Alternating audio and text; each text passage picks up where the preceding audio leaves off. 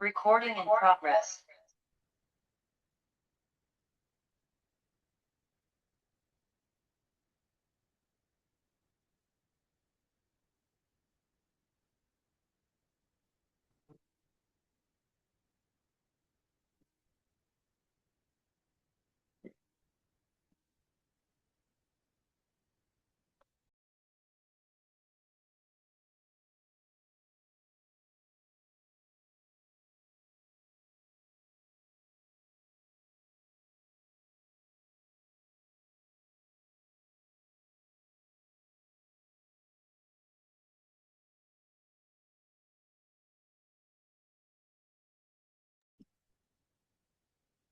Hi everyone, good evening.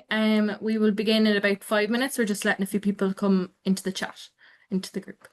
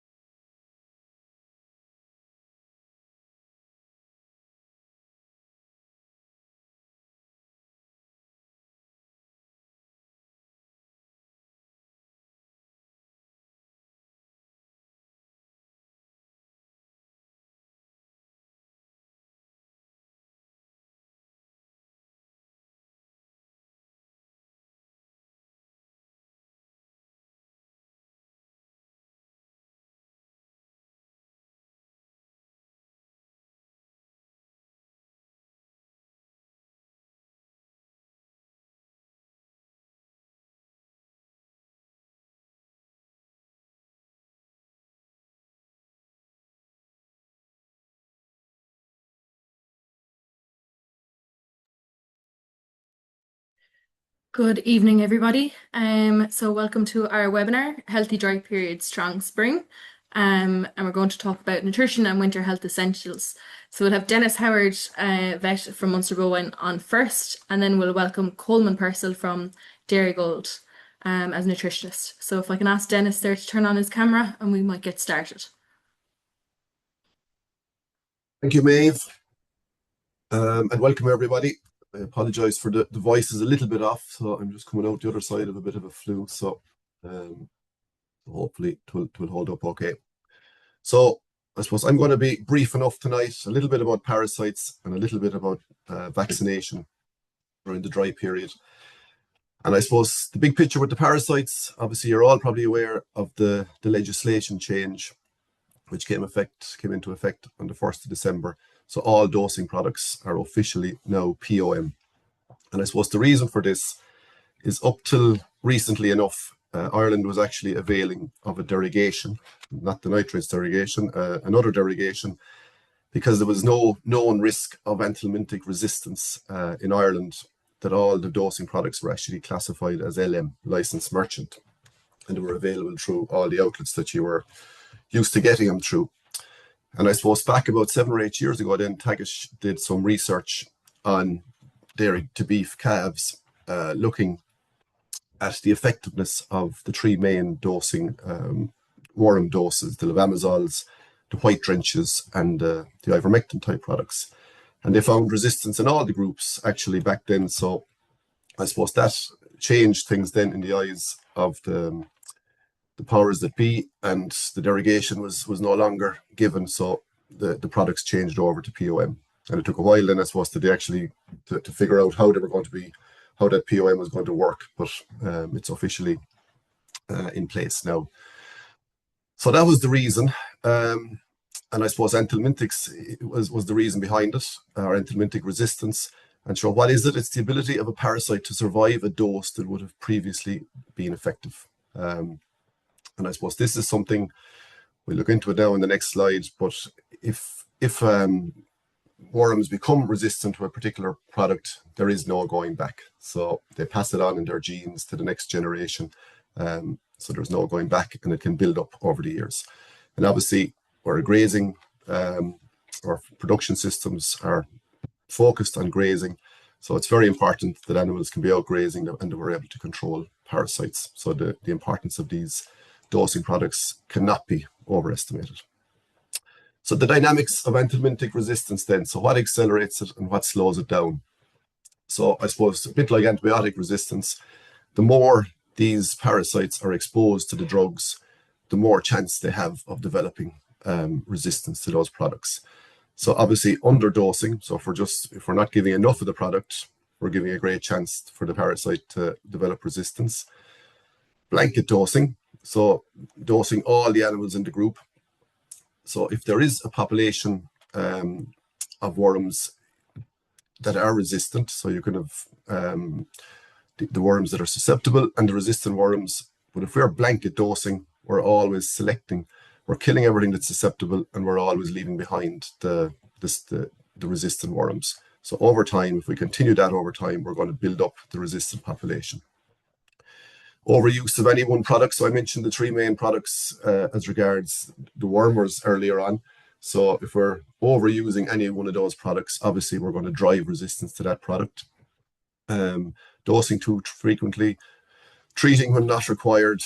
Again, we're going to be exposing the parasites to the products when they don't need to be. Our grazing system, so as I mentioned, where our production systems are focused on grazing with the target of getting as many grazings in the year, getting into the covers, the nice covers, 14 to 1500, and grazing down nice and low so that we have a nice clean sward and good quality grass coming. But I suppose that means that we're grazing closer to the ground. Animals have more chance of picking up parasites. So, and that in itself can drive anthelmintic resistance. Cattle movements, then I just put it in there.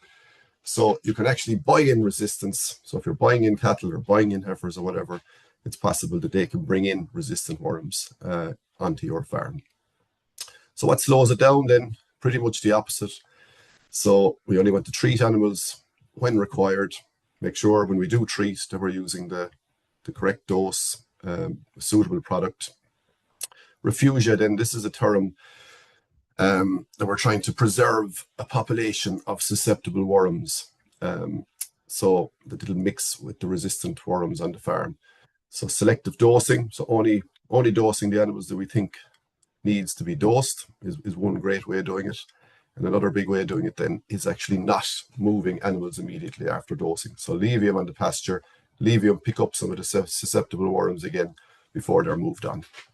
And the whole idea of it is you're trying to preserve a population of susceptible worms, susceptible parasites on the farm.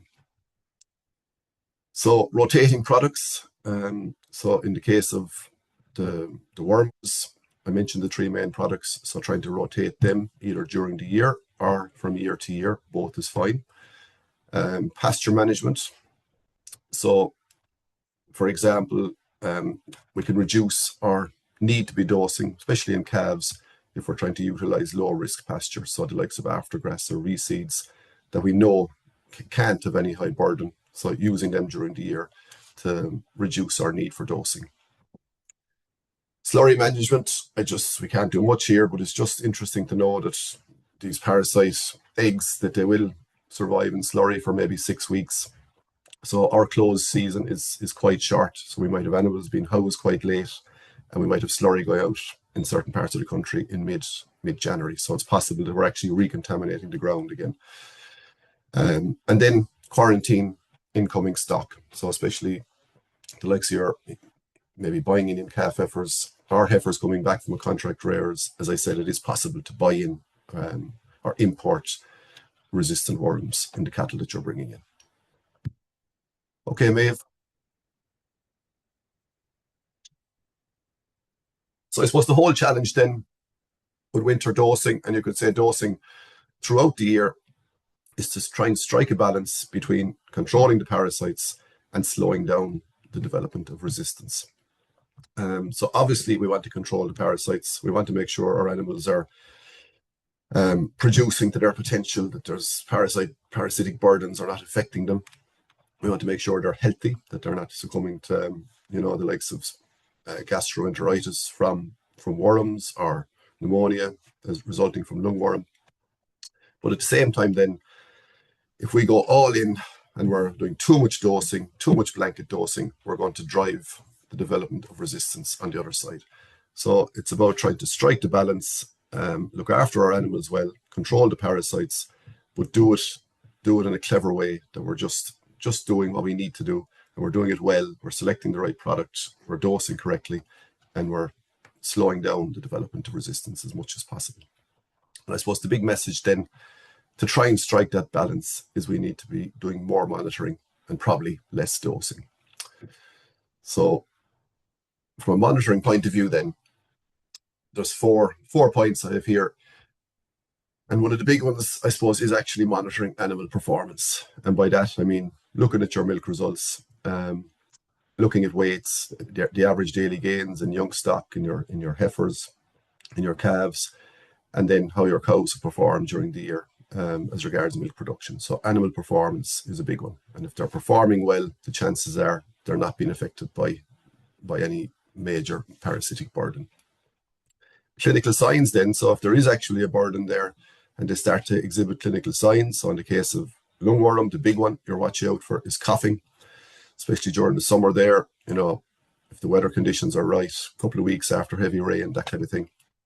Loose dungs, when it comes to rumen fluke or stomach worms, again, you can get the dungs loose, even coccidiosis in calves.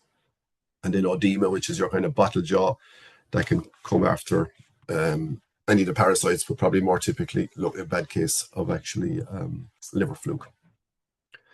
Then your diagnostic tests, and these are becoming, I suppose, much more available and much more popular to use now. So in the case of the dungs, you're looking at your fecal egg counts. Very simple thing to do. For example, now we'll say your weanlings, they're housed at this stage, they mightn't have got dosed. Run them out into a clean collecting yard, leave them there for an hour, let them make some fresh dungs, put them back into the shed, come on with your pot and a plastic spoon, collect 8 or 10 little equal scoops of dung into the vet and off to the lab. And even a lot of the vets now, they can do some of this testing in-house. They have actually the equipment in-house to do some of this testing. And a lot of it has become automated. So the dung samples, the fecal egg counts, very useful in young stock especially, but I suppose there are limitations. For example, with liver fluke, if you get a negative test for liver fluke, which is very usual, it doesn't necessarily mean that there's no fluke eggs. So the liver fluke just mightn't be shedding, or they mightn't be mature enough to actually be producing eggs. So there's a little word of warning, but certainly very useful in young stock. So the bulk milk testing, then the service that we provide ourselves, there's 2 parasites tested for in the bulk milk. One is Ostertasia, so stomach worms, and the other is liver fluke. So the liver fluke is an extremely useful test, so extremely sensitive to picking up antibodies. And generally, if you have high levels of antibodies, there's a high chance that there actually is an infection there. So it is very accurate, very sensitive. So especially now that the recent round of results have just come out, I'd really be paying attention to the November test. And the other one is the Ostertasia. And I suppose with the Ostertasia or the stomach worms, it's more looking at immunity. So if you have a high reading, generally the readings are going to increase during the summer as the animals are out grazing and picking up worms. But adult animals, or cows in the case of the bulk milk, should have good immunity to stomach worms. So I suppose the question is, as I would have mentioned before, is a high reading actually a burden, or is it just strong immunity? And I think you have to look at other things to figure that out. So then you have the abattoir results. Sorry, Maeve, back again. The abattoir results from the factory, the little picture there on the right, especially looking for liver fluke. You really have to pay heed to them if you do get them. And sometimes then if an animal dies and it goes off for a post-mortem or goes off to the regional veterinary lab, again, very useful, the results there. And I suppose the last thing then is the climate. So the year that's been very mixed year, I suppose around these parts, we were very dry around where I'm from. Other parts of the country were the opposite, very wet and everywhere in between. So generally, the wetter the year, the higher the risk for all parasites, really, especially liver fluke. And then Met Éireann do the fluke forecast, which is quite useful as well. Okay, Maeve. So this is just, I suppose, a sheet that we've put together. It's part of, for the herd health meetings, this is the middle section of it that goes through all the dosing for dairy cows. If you just click on there, Maeve, there's a couple of little red boxes. Click on again. So down the left, I suppose along the top red box is the parasite that's treated, and then down the left is the drug. And I suppose the first thing really is these are all the drugs available for fluke, rumen fluke, and it's quite limited. So the first 2 are albendazole. So which one is Albex Gold and the other is the other forms of albendazole. So adult liver fluke and worms. The next 3 are all triclobendazole, so the likes of Facinix, Endofluke, Tribex. So very useful product for liver fluke. So does the 3 stages of liver fluke. So we'll treat all liver fluke from 2 to 3 weeks on. Then you have oxyclosanide, which is the likes of Zanil. It just does mature liver fluke and rumen fluke, so the only drug that will do rumen fluke. And most of the time, even if you do get a rumen fluke result in a dung sample, most of the time, if the animals are showing no clinical signs and they're in good order, you'd be inclined to not treat for it. Then you're down to your ivermectin type products. So they're all of the same family, the ivermectin, the moxidectin, the epinomectin. So there's no fluke cover here. So it's just lungworm and stomach worms. And they'll also do lice. So the porons will do both the biting and sucking lice, and the injections are more effective really against the sucking lice. And then the last ones obviously then is your lice treatments. So I suppose the point I would make there is our selection is actually quite limited. There's only a couple of products there on that page that will do worms, a couple of families you could say for dairy cows, the albendazoles and the ivermectin type products, and there's only a couple, maybe 3 products that'll actually do fluke. So we need to be careful and judicious the way we use them. So head on again, Maeve. Yeah, so look, I suppose the final note on the parasites is there's a reason all the drugs are gone POM. So you're going to probably be engaging with your vets probably more now as regards getting prescriptions. And I would see it as an opportunity rather than a hindrance. So make use of that touch point as regards doing a bit of dung sampling, going through the history, and trying to make a good decision as regards actually what you need to do for the winter. So a small bit then about winter vaccination. And I suppose back to basics, one of the very very basic things that we can be all guilty of buying a vaccine and maybe forgetting it to bring it in when we get home. But it is critical to maintain that cold chain. So generally you'll get them in a kind of in a bag that will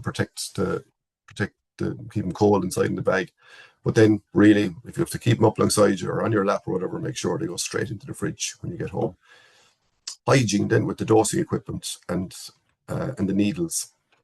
And look, it's hard to beat those automatic guns once they're clean and well maintained, because the beauty of them is that you're obviously given the right dose all the time. They're quick, they're convenient, but also you're only broaching the bottle once. So you're not going into the bottle with possibly contaminated needles.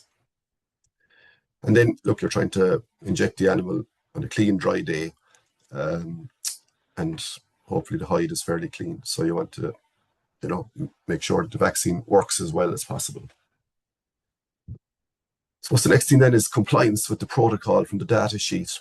And the little graph below, I suppose, just depicts the primary course for a vaccine. And most vaccines, with the exception of maybe a couple, need to get a primary course. So generally 2 doses, 3 to 4 weeks apart to start off.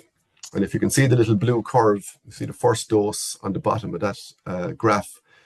So the first dose is given and you get a small spike in immunity that gives just about protection, just about goes above the threshold for protection for a short period of time. And it's critical then that the second dose, and the two of them together, you can call them the primary course, comes in at the right time, because the immune system is primed. And once the second dose gets in, then you get a huge rise in antibodies and a huge kick in the immune system.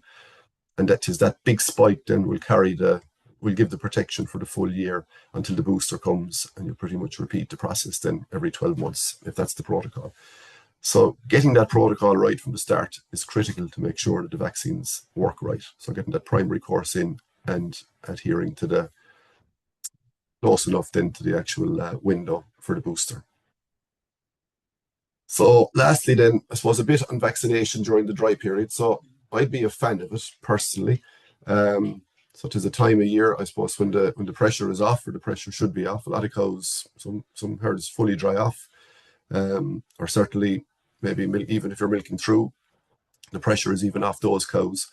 So there's more time, and potentially then the cows, you might get a better immune response to the vaccines during the dry period. So the cows are under less pressure. If you're vaccinating in March or April there, when cows are at peak lactation, they can be under pressure, and there's a chance they mightn't make as good a use of the vaccine maybe as they would at a time when they're under less pressure, i.e. during the dry period.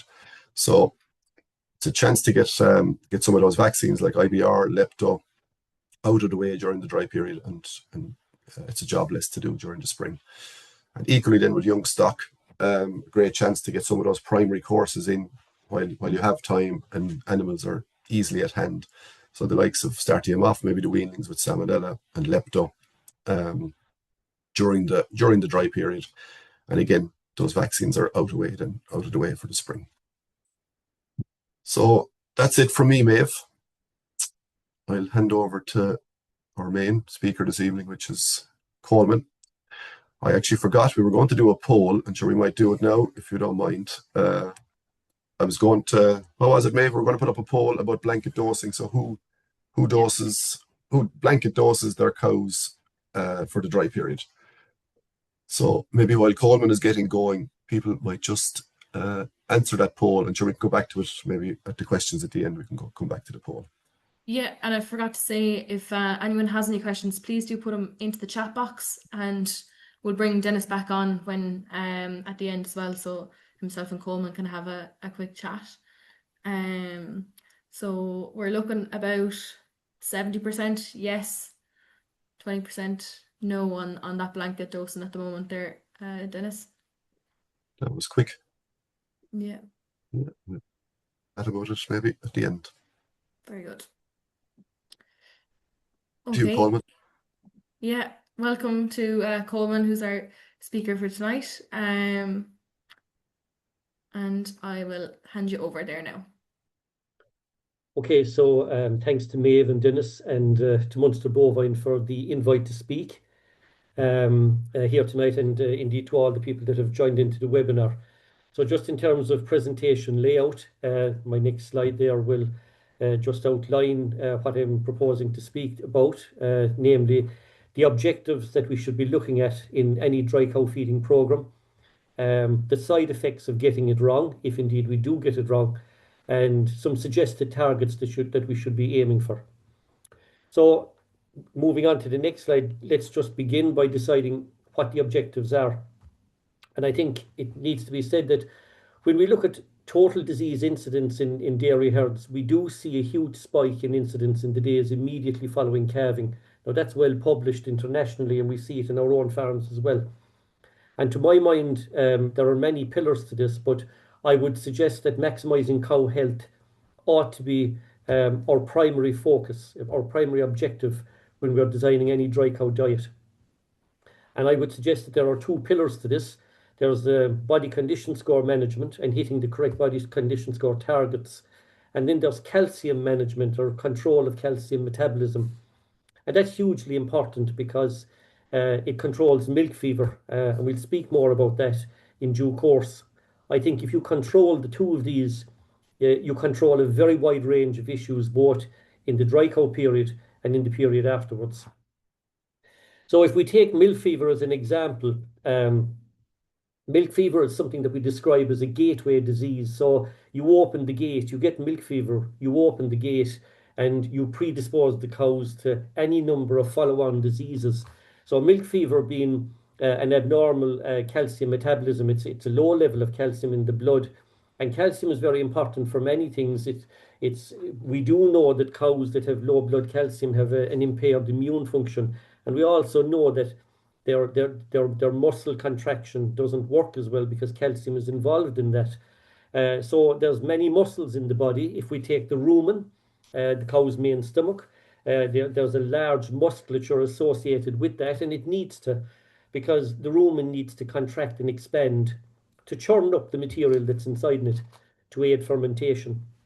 If we do any harm to that muscle, dry matter intakes fall, and we see that with milk fever. And when that happens, we predispose cows to ketosis and fatty liver and such like. Low dry matter intake means that the rumen isn't filled as well. There's more empty space in it. That predisposes to issues like displaced abomasum. And then in the immune function, retained fetal membranes, metritis, uterine involution, so on and so on. And many of these are diseases that traditionally we believed were standalone diseases.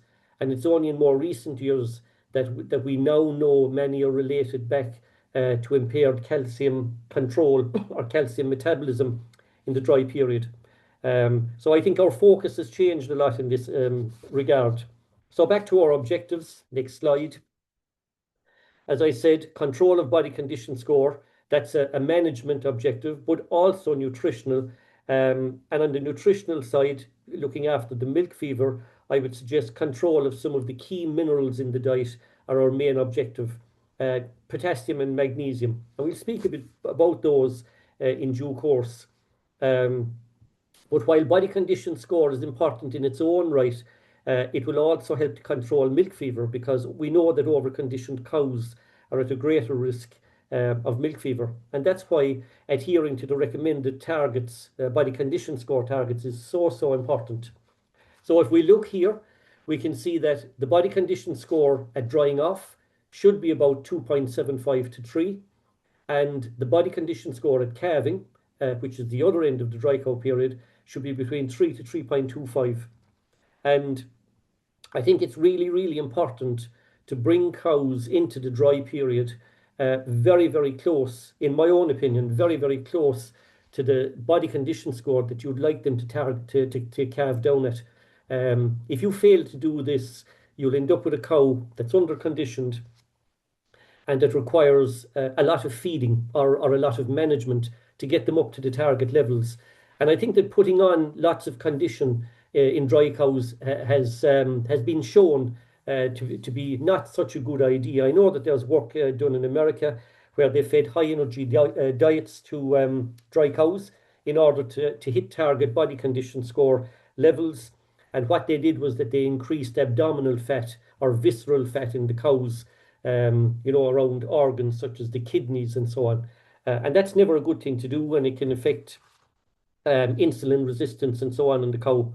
So I would always suggest that giving yourself as little work to do as possible in the dry cow period is really the ideal. Bring them in. They don't have to be bang on the body condition score that you want them to calve down at, but bring them in pretty close to it, and then a maintenance diet or a low energy diet throughout the dry cow period. That works the best. That's from my own experience, and there's work published to show that. And I think to understand the side effects of overconditioning, on the next slide, we can see some work that was done by UCD. I think it was back in the spring 2007, where they looked at two groups of cows. A group had body condition score 3.25, which is your target, and also an overconditioned group. They were scored at an average of 4.04. And you can see there that there was a consistent reduction in dry matter intake right throughout the dry period. Typically, I suppose, in the order of 1 kilo per day.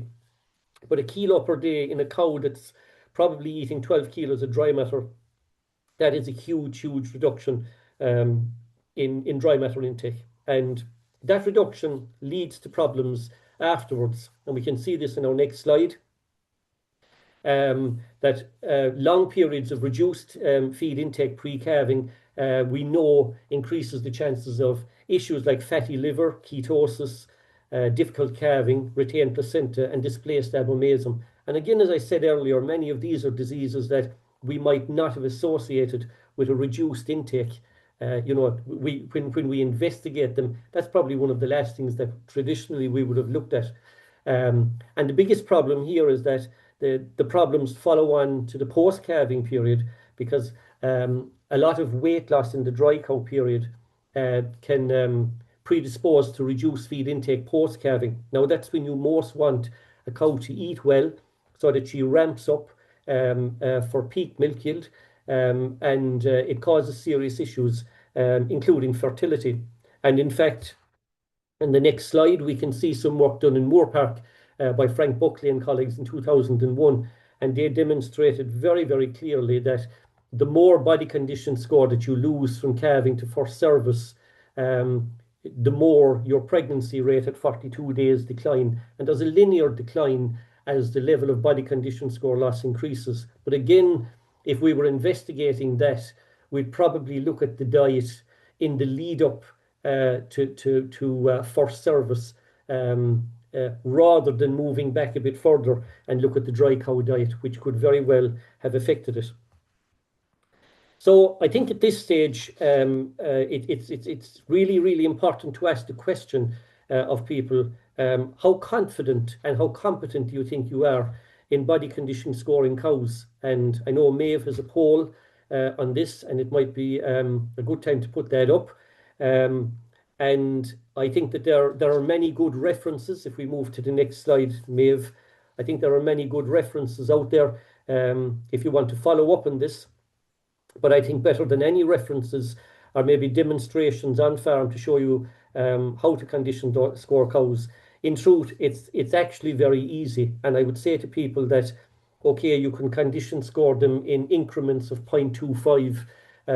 But even if you did something as on target, over conditioned and under conditioned, even that is an improvement and is a step forward. But if you can do it in increments of 0.25, all the better. And if you have a facility then to separate cows in the dry cow period, you can treat cows accordingly depending on their body condition score. So again, to the next slide, I think it's really, really important to state that probably the single most important thing that you can do in the dry cow period, according to many people, is to manage body condition score properly. And we have two main avenues really to deal with this. We can look at the energy density of the diet, and we can look at the length of the dry cow period to manage body condition score. Is this a good time, Maeve, to have a look at the results of the poll before I move on to that?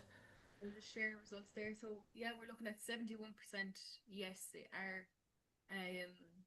They can do it accurately, and 29. So that's 70-30. Okay, so I think that's encouraging, and I think for the 29%, I would say that you really have nothing to fear.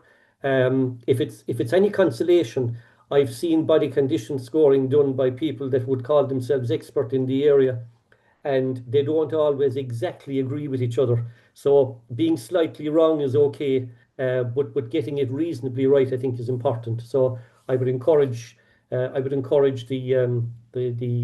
people who are not confident, to go and try and do something about that. I think it would be a great day's work. So on this slide, and I should have probably done a better job on this slide, but really I just want to show two things. There's two ways of improving body condition score if cows are under conditioned in the dry period. If we increase the silage DMD, we can improve the body condition score. Now, in practice, you won't be doing that on farm. You'll have one silage for your dry cows, and it's either on target or not on target. But the point I'm trying to make here is that we can increase the energy content of the diet, which is the same effect as increasing the silage DMD. And we can do that by supplementing the cows with concentrate feed, and that will give us a body condition score improvement. The other option is to increase the dry cow period. So you're leaving the diet the same. You're not increasing the diet energy, but you're increasing the diet, the duration of the dry cow diet, and you can get very significant improvements in body condition as well by doing that. But you do need to identify the cows that need to be in that group, separate them, and give them the longer dry off period. And I think it's also important to remember that there are non-nutritional factors feeding into negative energy balance pre-calving. And in the next slide, I would pick out one or two things out of this. And one is group stress. And I think the other one is large numbers of cows in a dry cow pen. And really what I'm getting at there is feeding space or barrier space. And I know of experience I had in a farm a number of years back where we gave what we felt was an extremely good and well-balanced dry cow diet. And when I saw the cows 8 weeks later at the point of calving, I actually couldn't believe my eyes at how poor in condition many were and how variable the condition was across the cows. And he overstocked the pens through no fault of his own. I won't go into the exact details, but the cows didn't have enough barrier space. And I think that's really, really important. And the best diet in the world won't work if cows haven't the room to eat it. And I think that's really important. And just a piece on the group stress, I know that speaking with the people in UCD, they condition score cows regularly, but they are very, very slow to upset cows once they move into their dry cow quarters. They get it done before that maybe, but they're very focused on not putting stress on cows, and it's just an important point to make. So moving on from body condition score management to the management of calcium metabolism. So calcium metabolism is what will prevent or cause, depending on how it goes for you, milk fevers. And we know from published literature that 5 to 10% of cows get clinical milk fever. Now I know from speaking to the herd health team in UCD, who do a lot of work on farm, they would regard 5 to 10% as being extremely high. In fact, if they saw a figure of 10%, there'd be red lights flashing straight away. They believe that a target for an exceptionally good herd should be less than 3% of cows getting clinical milk fever. And they do believe that figure is achievable. And that figure would include cows with twins and so on. And 3 to 5%, would have an amber light. If less than 3 is a green light, 3 to 5% might be an amber light. But anything above 5, they would be seriously investigating. And if they hit a figure of 10%, as we see there would be red lights flashing there straight away. I think the real take-home point here from this slide is not so much the number of cows that get the clinical milk fever, but the large multiple of that get subclinical milk fever. I think that's the really frightening thing. So if you look at cows that get clinical or subclinical milk fever, they're predisposed to retain placenta, slow calvings, low feed intakes after calving. They have, as I said earlier, a reduced immune system, and they have a reduced fertility as well after calving. So I think it's really, really important to get that right, because the side effects of milk fever are huge, and I think the cost of prevention is significantly smaller than the cost of treatment of all of these issues. So the next slide, what are the important components of calcium metabolism? And I'm not going to go into this in any great detail, except to say that the cow's normal reserve pool of calcium is really small, and it must be kept within pretty tight limits. So a cow is actually very predisposed to milk fever, particularly high milking cows. And what happens in a cow is that if the calcium levels in the blood drop, or if there's a reduced concentration in the gut rather, the cow produces certain hormones like parathyroid hormone. These stimulate the production of vitamin D to its active form, and that then increases the absorption of calcium. So the cow has an internal mechanism to deal with a reduced calcium absorption in the gut. And I think our job as feed formulators is to help the cow in any way we can to make that process work as best we can. And we do have one or two tricks that we can use in this regard. Parathyroid hormone is stimulated by magnesium, and in fact magnesium is also involved in the conversion of vitamin D into the active form that works in the cow. And I think magnesium is your friend. In fact, it's probably the single most important mineral that we can give a dry cow. It's really your friend here. On the other side, wherever you have a friend, you probably have a foe. And in this regard, potassium is our enemy, because potassium blocks the absorption of magnesium from the rumen. And it's the single mineral that I would say is a no-no in any dry cow diet. The more of that you've in there, the greater the problems that you're very, very likely to have. It also has an effect in the blood plasma as well, which increases the predisposition to milk fever. So we'll move on and just have a chat about dietary specifications, but it might be a good time, Maeve, to put up the poll on silage testing, if you have that there, while we are looking at the dietary specifications. So if you, yes, so in terms of dietary specification, the first one is the energy. I would say our target, generally speaking, is to maintain a cow. And we can speak in complicated energy terms, or we can give it in the form of a silage DMD, because the net energy value of a silage is estimated directly from its DMD. And a 67 DMD silage will comfortably maintain a cow. I will say that you need to be sure that if you've tested your silage, that it's the same all the way back through the pit, and that the piece you test doesn't change as you move back the pit. That is important. Protein levels of 12 to 13%. I have found that these levels, when I do dry cow diets, work absolutely perfectly. Some people suggest you can get away with lower levels. That's not my experience, and I wouldn't go to higher levels. I do think they'll stimulate more colostrum, but I would question the quality of that colostrum.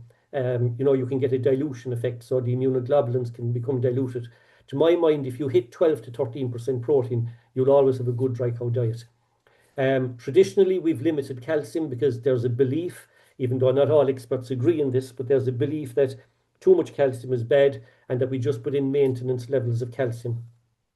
And most silages won't be too far away from that level of calcium anyway. Phosphorus is both your enemy and your friend, I would suggest. The cow has a requirement for phosphorus for maintenance in the order of 0.25, 0.3%, but too much phosphorus can interfere with that vitamin D conversion that I mentioned earlier into the active form. So you need to give enough, but you don't need to overdo it, or you shouldn't overdo it. We might just speak in a minute as to why that might be an issue worth considering. And finally, magnesium, I mentioned, is one of your best friends when we're formulating dry cow diets, and targets of 0.4 percentage units on a dry matter basis are regularly put out there. I've seen some Australian recommendations even as high as 0.45.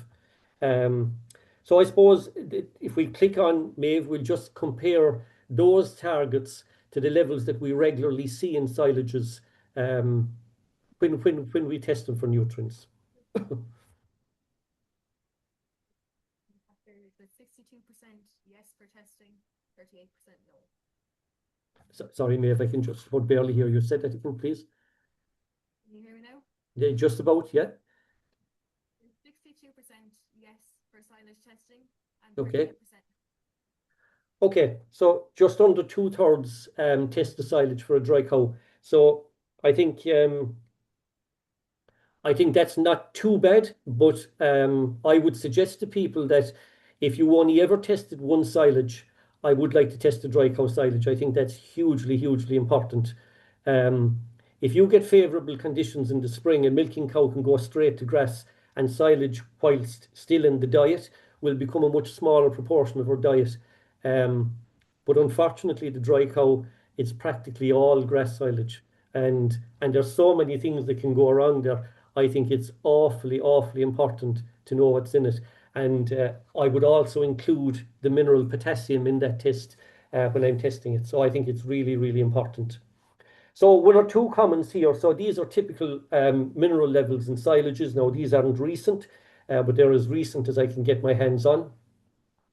And the first one is the phosphorus level in silages, averages 0.25%. So we've got a maintenance level there, but around any average, there's a range, and I'd be worried about the phosphorus is at the lower end of that range. So that's a comment just worthy to be made. The second point is the potassium. Our average figure is 1.8%, so we're okay at that in terms of our suggested target. But look at the huge range around that. I mean, you can get silages as low as, people say, as low as 0.6 or 0.7% potassium. I've never seen those, by the way. I've seen silages as high as 3.2, 3.3% potassium. And there are reports in the literature of silages going a lot higher than that. So it's the really high potassium silages I'd be really worried about. Magnesium 0.16, that's a very normal level. I've seen it go as low as 0.1, 0.12. So the difference between that and the 0.4% target we mentioned earlier has to be bridged. And if you've got a really good mineral premix, it will do just that, and maybe even bring the target above 0.4% magnesium. And really, that's all I have to say on that slide. But maybe just to speak a small bit about straw and its role in the dry cow diet as well. So I would say that straw is a very useful part of a dry cow diet in a number of situations. First and foremost is where silage is scarce. It's very easy to include straw at levels of up to 5 kilos per cow per day. Now, that's a lot of straw, but we've done that in the past and it works extremely well. And at that level of straw, you can reduce silage intake in a dry cow by 50% or more, and get excellent performance, provided it's properly balanced. The other place where straw is useful is where the grass silage exceeds the energy requirements of the cow. So you remember I said the ideal diet is a maintenance diet, provided you've brought your cows into the dry period at the recommended targets. If your silage is greater than a maintenance energy level, straw can be very useful to dampen that down and to bring it back down to normal energy contents. And the other place it's useful is where the potassium content of the silage is greater than the maximum target we said, which was 1.8%.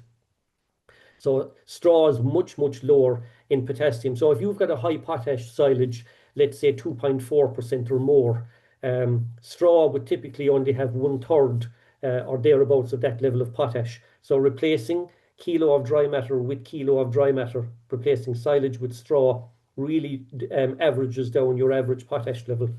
I would say, though, final point is that a diet feeder really is necessary if you're going to the levels of straw that we're talking about here, because no cow will voluntarily consume that. So you'll need to chop it about 2 to 2.5 inches long, and it needs to be well mixed. Otherwise, the cows will separate it out. And what you might look like a balanced diet on paper won't really be balanced when you feed it to the cow. And final point on straw, just as it's low in energy, it's also very low in protein, just barely reaching 4% protein. So really, if you're feeding straw, I would suggest something along the lines of 250 grams of soya for every kilo of straw that you feed to keep the protein levels right. If you're feeding straw with silages that aren't high in DMD, you might need to supplement with some barley as well as the soya to keep the energy content on target. And finally, onto the last slide, just a piece on pre-carver minerals. I would suggest to people that, you know, you see specifications, labels for pre-carver minerals, and they're long and they're complicated. If there was 3 or 4 things you could pick out, I would say the top one is magnesium. I think it's absolutely vital. I mentioned earlier, it's your best friend for a dry cow, and really high levels are important. Traditionally, we used to recommend 20 grams of magnesium per cow per day in this country. As our knowledge on what magnesium does in the dry cow and its help in managing calcium metabolism, as that increased, our recommendation increased to 30 grams. And I know in Dairygold today, and I only mention this because I'm familiar with the Dairygold product, we're using 40 grams in our pre-carver mineral. So really we can cater for any baseline level of magnesium in the silage and bring it up to or beyond our minimum target. Vitamin D3, I showed you earlier why that's important in improving calcium absorption from the gut. We add very high levels of that as well to our own premix, and I would suggest that any good premix should have that in there. Vitamin E and Cellplex. So Cellplex is an organic form of selenium, and I specifically mentioned Cellplex because it's a product we use in Dairygold, and we've done a good bit of work with it on farm, and we know ourselves that we're extremely satisfied that it works really, really well. If you've low blood selenium levels, this does work. And I'm not saying other products don't, but I'm just saying this one does because we use it, we've tried it, and we're happy with it. We're really happy with it. And both of these are very strong antioxidants, and they're very important for proper functioning of the immune system. And then finally, phosphorus. Do you add it or do you don't, or do you not? Like phosphorus can be deficient in a dry cow diet. If it is, most dry cow diets, I would guess, won't be too deficient because the requirement is so low in the first place. But adding a small amount is probably not a bad thing to do for silages that are below the minimum 0.25% phosphorus. But I would make sure that the level you're adding is not high, because phosphorus can go from being your friend to being your enemy very quickly, and it can interfere with the vitamin D being converted into its active form that we mentioned earlier. So just 1 or 2 points about feeding the dry cow mineral. I would say accurate weighing, vitally important. I do know on certain farms, you know, weighing is not a strong point. It's a case of tear the bag open, eyeball it, give them a half a bag, whatever. I don't think that's good enough. I think we need to be really, really accurate in our weighing with dry cow minerals. I know in the case of Dairygold, the mineral and vitamin density inside in these minerals is so high. You know, you don't want to underdose it, but you certainly don't want to overdose it either. You know, so you need to get that right. And when cows come out of the dry cow pens as they calve down, the numbers and the weights need to be readjusted, you know, after that. So usually they're fed in a powder form, which is grand.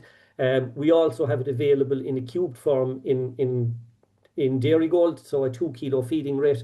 The one thing we have found is that the intake of minerals from our experience is exceptionally good where cubes are fed, exceptionally good. Now, you do need to have enough feed space, obviously, for this to work.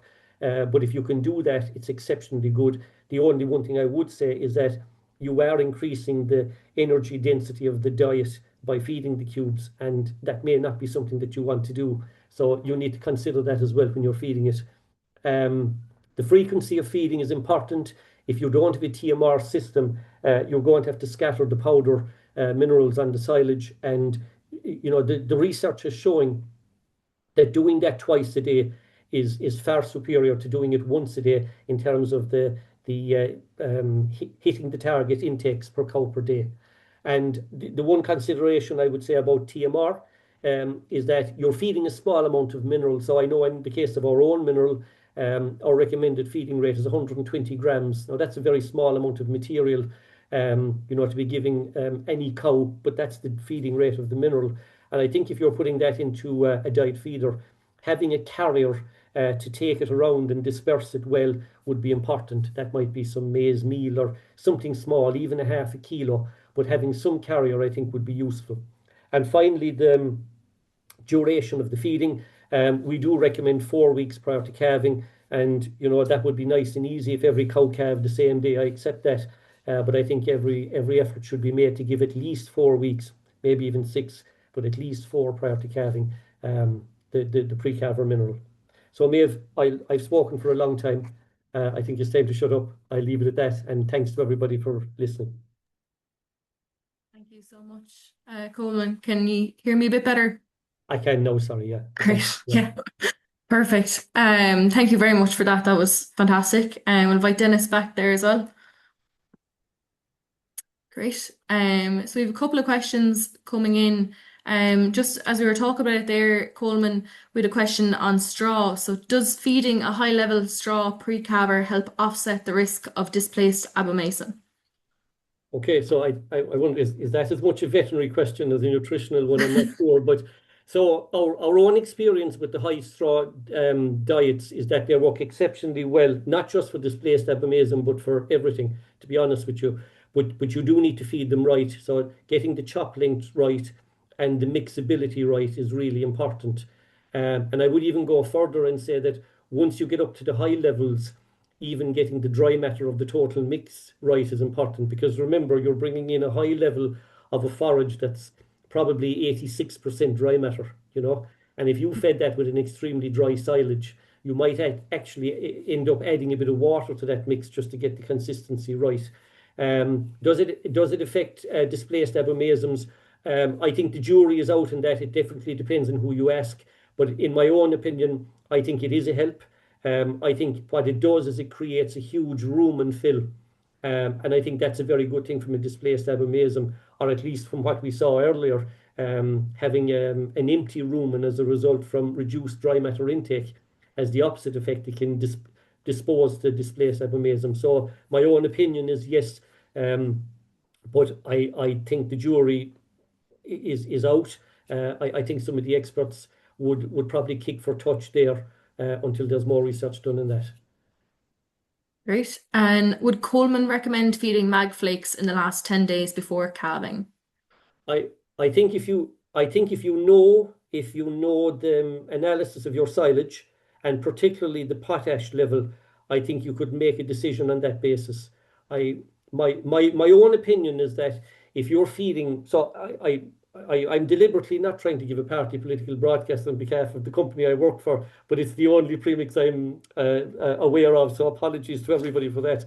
But if you know the quality of the premix you're feeding, the level of magnesium that's in there, you're happy with the intakes, and if you know your silage and the level of potash that's in there, you shouldn't have to do that. If you are doing that, I think it certainly might be a help, but I think it'll only be a big help if you have some other reason in there, like a high potash level in your silage, or maybe a low level of magnesium in your pre-calver mineral. And I would say that if you're doing that, just be careful with the dose rates, because if you buy a product like that and they tell you what a dose rate is, often that recommendation assumes that you're feeding no other form of magnesium. But be very careful with that. I know in the case of our own pre-calver mineral, you're feeding 40 grams of magnesium. So if you are feeding a product like that, I would be inclined to temper down the feeding rate pro rata. Okay. And what potash levels? Sorry. Yeah, so less than 1.8% is the ideal. Like we certainly have silages going up to 2.2%. They're very normal. I think we get away with those. If you're over that, I think that's where these type of products come into their own. They can give you help. And just to take that a step further, if you've got some of the really high potash silages, 2.8% and so on, I mean, great, your mag flakes and these type of products. If you've no other way out of it, I would say go for it. But really, when you're at those levels of potash, not feeding that silage at all to the cows would be the best bet. So either replace it with a different pit if at all possible, or bales, or at least get straw in there to dilute down the potash levels. But you're not going to be doing that at the end of the calving period, of the dry cow period. If you take a decision to go with straw, you're doing that at the start of the period. You're not making a drastic change weeks before calving. Do you know what I mean? So you either do it at the start or you don't do it, I would say. Yeah. And Dennis, a question for you there. How often in the year should dung sampling be done routinely? So with dung sampling, tis mainly I'd focus it on the young stock anyway.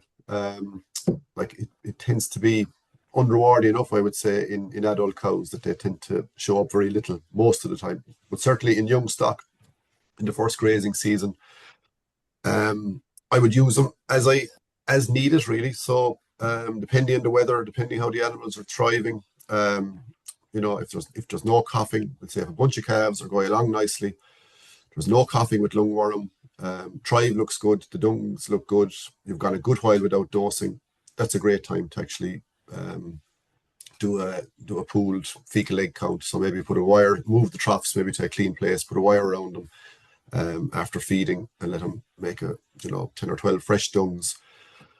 Pick up the samples as I spoke about earlier and send them off. And what it is really then is peace of mind, that if you get a low reading back, you can drive on again without dosing them. So I suppose that's really where monitoring with your diagnostic tests work very well, because you're giving yourself peace of mind, and you're not going, instead of going with a dose for peace of mind, you're doing your dung sampling and you're avoiding dosing. Yeah. So you might end up doing it, 2, 3, 4 times during the grazing season, depending on the year. Mm-hmm. And Coleman, while I appreciate it's only a snapshot in time, is routine blood testing of cows becoming more important? I'm not sure. I think what's also happening is that cows are being, extremely well fed. If we look at average feeding rates for milking cows in this country, I think we're up at we're over 1.2 tons per cow. I think from the most recent census of that, and a lot of the minerals that we're feeding cows while they're milking, will carry forward into the dry cow period, particularly minerals that are stored in liver and organs such as that. So I would be careful of that. I think that copper, for example, if you're feeding that level of concentrate, all of which will have mineral in it, all of that copper has accumulated over the grazing season, and you're bringing that into the dry cow period. So I think we're probably giving an awful lot of minerals to our cows unknown to ourselves. I would think that every farm should probably blood test every few years just to get a snapshot, possibly at the start of the dry cow period, or maybe do an odd test of their silage for trace minerals and vitamins. And you don't have to do that every year, but it gives you a snapshot of what's in your farm, and it's unlikely to change significantly, the next year. So you don't need to do it every year. The last thing I would say is that from a trace mineral point of view, I know in our own case, the assumption that's always made, the starting assumption when you're formulating these premixes, is that the person feeding them is starting from a deficiency situation. So, if a person came to me and he was using our mineral at the recommended rate, and he said, I'm after finding out that my cows are deficient in selenium, I've just started feeding your mineral, what do I need to change? I still wouldn't change anything, because our starting assumption is that the cows won't have enough of selenium. How much do we have to put them in to get them right? And that's how we formulate our premixes. So even if you don't blood test your cows, you won't be far wrong if you feed a properly formulated pre-calver mineral, I would guess, at the recommended level. I think most of them work on the basis that your cow is deficient, and they give the cow plenty anyway. I think the big target is to make sure that you get an even intake, well weighed out, and an even intake per cow over the dry cow period. But that said, an occasional blood test of the herd, I think, is a good thing, and maybe silage analysis as well.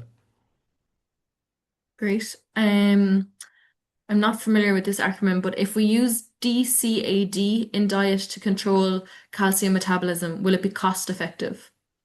So DICAD so just to explain, DICAD are what we call anionic minerals, and they're used to try and change the pH of the blood plasma. And without going into too much science in it, there's lots of work to show that that's beneficial from the point of view of milk fever prevention and control.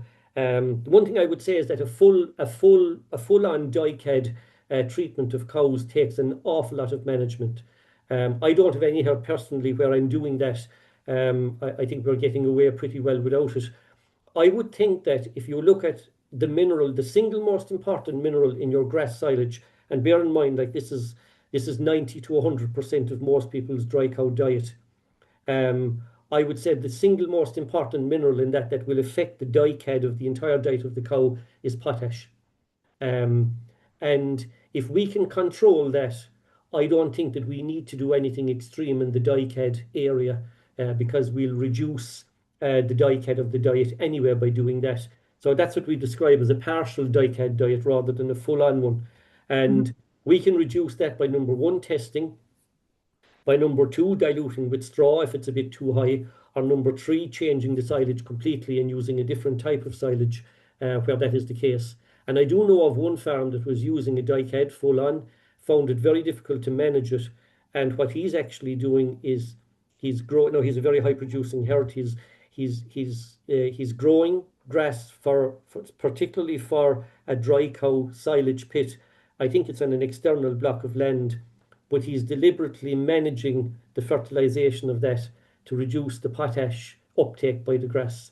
So he's creating a low potash silage.